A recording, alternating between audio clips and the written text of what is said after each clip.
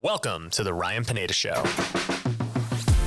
where our mission is to invest, I only expect to make money in things that I understand. innovate, It's about believing in the future and thinking that the future will be better than the past. and inspire. I am much more likely to hit my goal just due to putting it out there. You're now rocking with the best.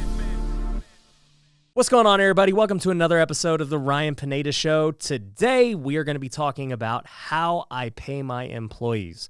Now, I recently did a podcast about how I hire employees, and in that episode, I asked people if they really wanted me to. I'll go in depth about how we pay them, and there were a ton of people that said in the comments below that, hey, we want to know because we are in the same boat, or we are employees and we want to know how we should be getting paid, or whatever the case was. The video got a lot of views and a great response. So this is the follow-up to that podcast. And if you didn't listen to that one or watch it on YouTube, make sure you guys go watch it. I'll link to it down below in the description.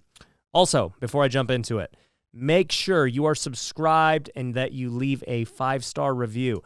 I'm trying to move up in the charts, and it would be greatly appreciated that you subscribe and leave a review. It'd mean a lot to me. So let's jump into it.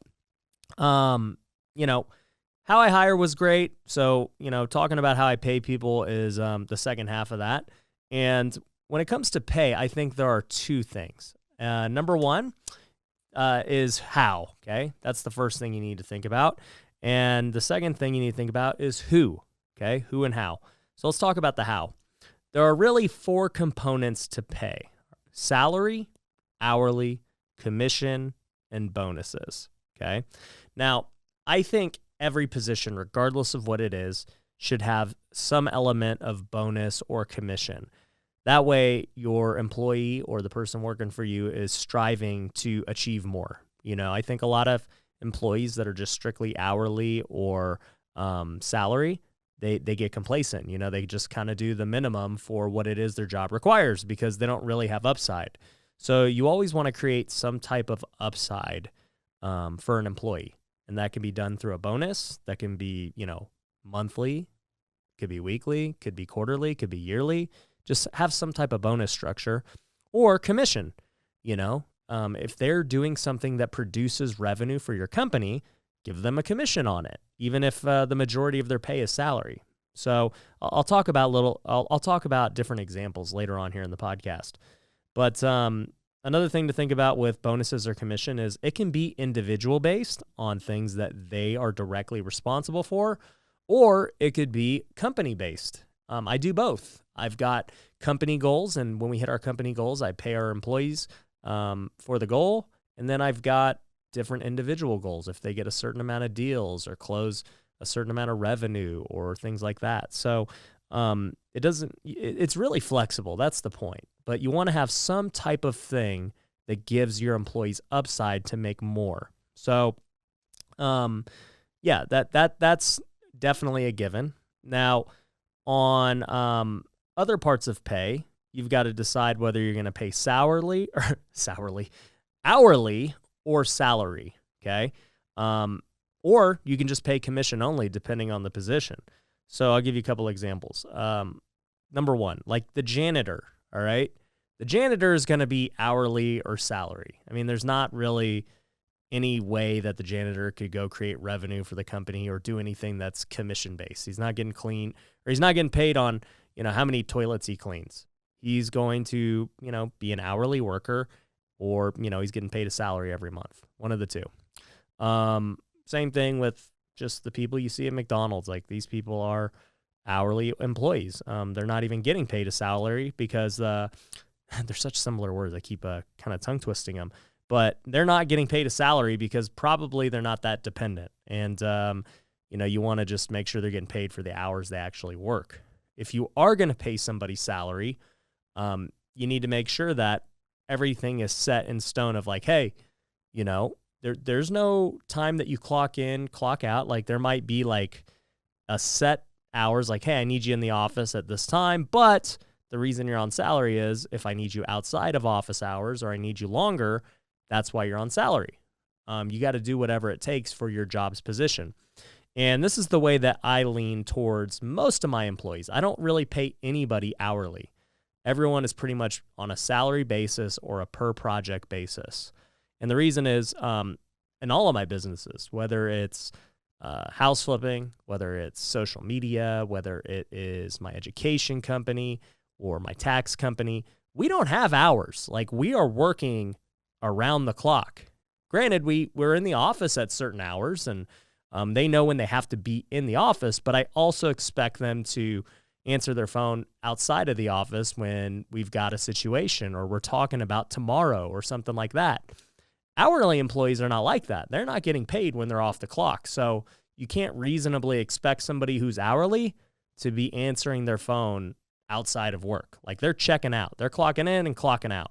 So I think that's the big thing you got to think about when you're going hourly versus salary. Do you plan to try and communicate with them outside of work and have them potentially do more? So for me, we are just always on the go. So most of my employees are salary. Now, I also said per project basis also works. So I'll give you an example. For my TikToks and YouTube videos and stuff, we have editors that are outside of this office. They're not on salary. They just do videos on a per project basis. So one guy might create a TikTok for $30, and it's just dependent on how many TikToks he creates. That's how much he makes. Same thing with YouTube. Okay, we got a couple of videos we want someone to edit. They're going to charge us on a per project basis. I know many editors will try and say, okay, it's per hour that I work. But for me, I don't know how fast or slow you work, so I'm not paying you per hour. I'll pay you per project. We know that this video is going to be 10, 15 minutes. This is what it is. I'll tell you, the guy who edits my podcast, he is just on a salary because we know exactly how many videos we're going to do. We know, the lengths, they're pretty similar, and he knows exactly what I want, and I don't really care how long it takes him. I just want him to hit exactly, the level of quality that we want, and I want it to be timely, and I want to communicate with him if we have any issues that we need addressed. And so it makes sense to pay him salary, but you could have paid him on a per project basis as well. The only difference is, when you're paying per project on something, they may not feel like they have future work. And so you may get pushed to the side as far as being a client versus another client who maybe pays them on a monthly retainer or salary. And so for me, I would rather pay people on a monthly retainer like that or a monthly salary, same deal, because it's going to be advantageous for me. They're going to put me as a priority because they know I'm consistently doing the same thing, and I'm going to take care of them. So that's why I do it that way. But we do have other editors and people that we can go hire on a per project basis if we get overworked or we got extra videos or something like that. So those are the things you got to think about when it comes to salary and hourly, or per project basis, I should say. But, as I said before, I think there are positions where you can blend the two and make it really good. So, for instance, our transaction coordinator, okay, she does a great job. Her name is Nilsa, and she's on a salary, plus she gets a commission for every property that we do. So, on one hand, she's salary because she's got a lot of day-to-day tasks she's got to do. She, handles all the files. She's the office manager, and she's just doing everything needed of her. But then she has upside, and she's incentivized for us to do more deals because she gets a fee per deal. And so the better the team does, the better she does. And so it's a win-win for everybody. So I like those where it's very camaraderie because it's not like she can go get more deals. At the end of the day, it's the sales team and the marketing that are the ones getting deals. She's just, at the end of it, like, all right, you got the deals, I'll go close them off. So it brings a lot of camaraderie for everybody when it's a team effort, which I really like. And at the same time, there are other roles where, like sales guys, they're all commissioned for the most part on my team. We do have some sales guys that have a small salary, but the majority of their pay is commission. And that's one of those positions where I believe that no sales guy should be like on a fat salary that exceeds commission. That's just dumb, in my opinion. Sales guys should want to eat what they kill, and they should want to make as much as humanly possible.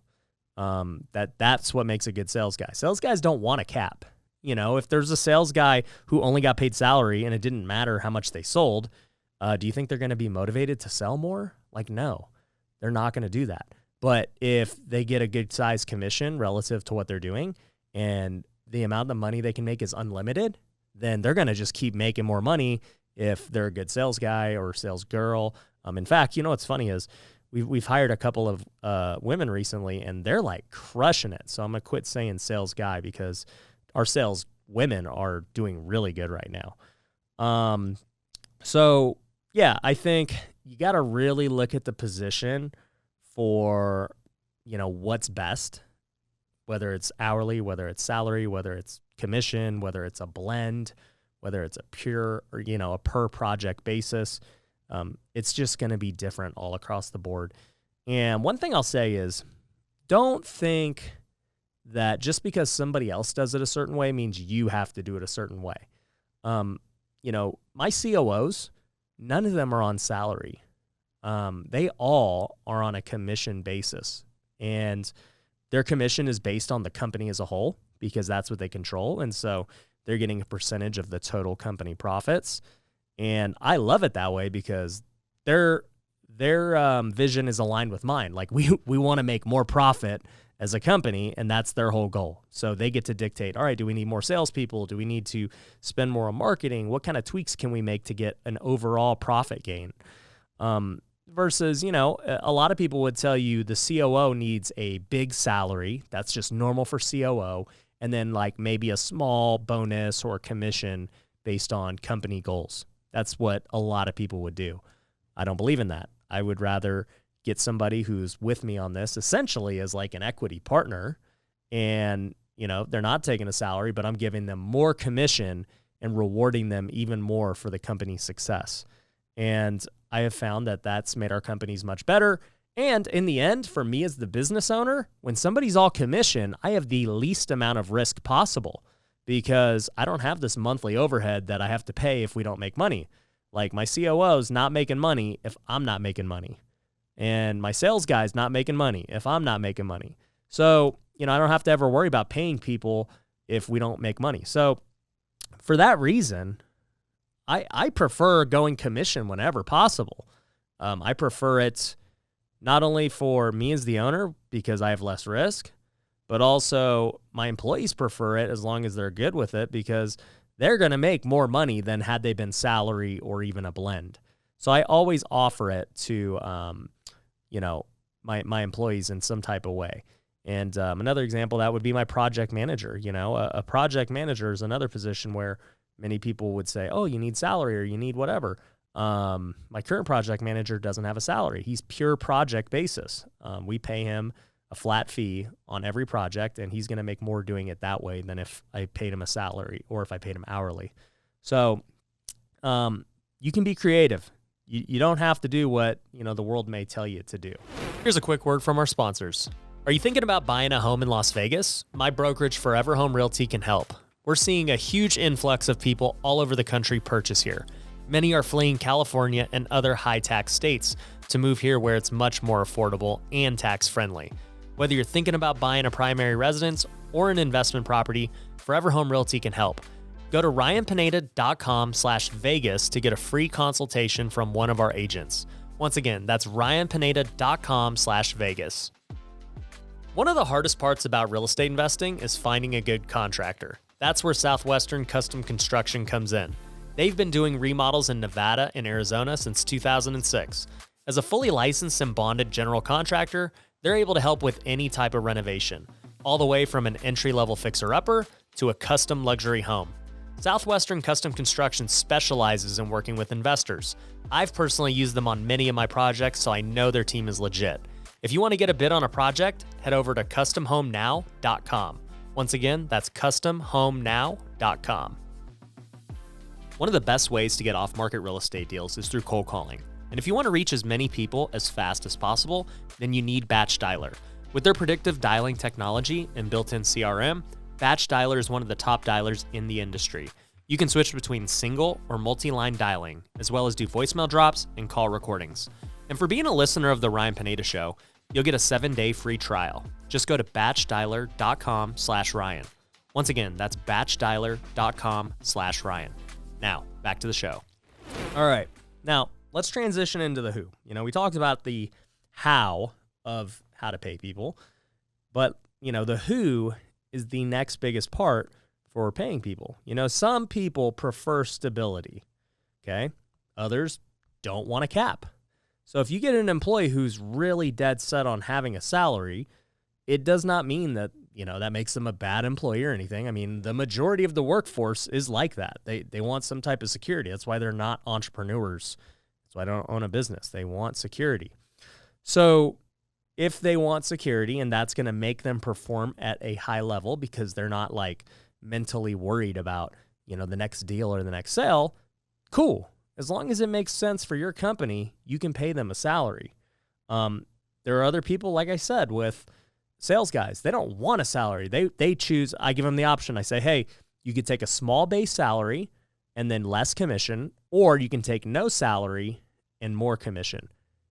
The killers always take no salary because they're smart. They believe in their skills and they know they'll make more money doing the same thing. So I just think that everyone's different. Like I said, some of my sales guys do take a salary, and I can tell you they're not as good. Point blank, the ones who've wanted a salary just aren't as good. And it's probably because they know they're not that good. Or I don't even want to say they're not that good, but if they truly believed in themselves, you would always take the one that's going to make you more money because the numbers are there. It's like, hey, we show them. We're like, hey, if you close this amount of revenue, you would make this with this compensation plan. But, if you take the safety of the salary, we're going to lower your commission and you'll make this. And it's lower, but you have some security. The sales guys that take the security pretty much always do worse than the guys who go all commission. And it's a mindset thing, I think. But at the end of the day, they obviously do good enough where they still work for us and we're fine with it. I'm just telling you who does better and who does worse.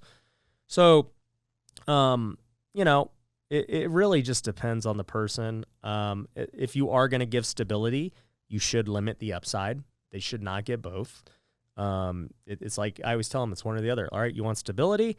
Great, we can give you some upside, but not giving the upside to somebody who's willing to go all commission. So, as I said before as well, for bonuses and whether it be monthly, quarterly, yearly, or even weekly, you need to just figure out what makes sense in that role. For my COOs, for example, we pay on a quarterly basis.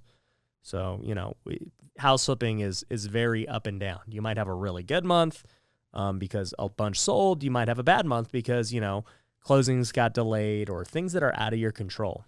So we think that a quarterly basis is best. And so that's how we pay them. We pay many people on our team. I would say the majority of people we pay on a commission basis, on a bonus basis, are quarterly. We do have bonus incentives in some companies on a monthly basis, and then for some companies we do it on a yearly basis. But it really just depends. So I can't sit here and say, hey, you should just do it this way. No. The one thing I want you to just keep in mind from this whole talk is you got to think about, number one, the position, what makes sense to incentivize them to do the very best job that they can.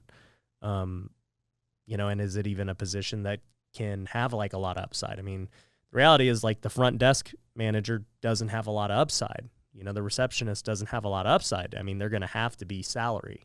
The sales guys have the most upside. I mean, they get to, really drive things and make as much as they want, as many people as they can close. So you got to find what way to pay them, how to pay them based on their roles. But then you also have to look at the individual and say, okay, do you need some stability? Would you rather have more upside? What's going to make you tick? Is it going to be this quarterly bonus? Is it going to be this yearly bonus? Like, you have to make sure that no matter what you choose, whether it's salary or commission only, there's still some type of bonus or upside at the end of the tunnel for them to strive for. And you don't have to offer bonuses right away. You know, if you just hire a brand new person who, you know, hasn't done anything for you yet, it's fine to test them out for a quarter or whatever and say, hey, you know, let's see what you got. And then after a quarter of evaluating you, you know, we always have a 90-day evaluation period anyway. We say, all right, you know, we've evaluated you. You know, pay's either going to change in some type of way with salary or commission, or, you know, you're doing great. We're going to keep it the same, but we're going to also give you a bonus if you hit these certain goals. And the goals, like I said, they can be either company goals, they can be individual goals, they could be based on, you know, how many deals they did, how many projects they finished. It could be on company as a whole revenue. You know, how much did the company make? In my case for social media, how many followers did we get? You know, so how many views? There's a whole bunch of ways to bonus. Just make sure it makes sense from your perspective as the business owner. But anyways, this is a topic that we talk about a lot in my coaching program at Future Flipper. So you can apply to join any of our programs, and we're happy to coach you on how to build businesses just like the way I'm telling you, as far as company structure, paying people, and getting the most out of your business. So I hope that this podcast was beneficial to you guys. I hope you learned something new. If you did, comment below on what it is you picked up out of this and what you plan to implement. And if you haven't already, like I said, please, please, please subscribe. It's completely free. Leave a review on Apple Podcasts if you can. It'd mean the world to me. And I'll catch you guys on the next one. Take care. Thanks for watching The Ryan Pineda Show. If you want to work with me, head over to ryanpineda.com. You can find my courses, coaching programs, and upcoming events. We also have free resources you can download, so head over to ryanpineda.com.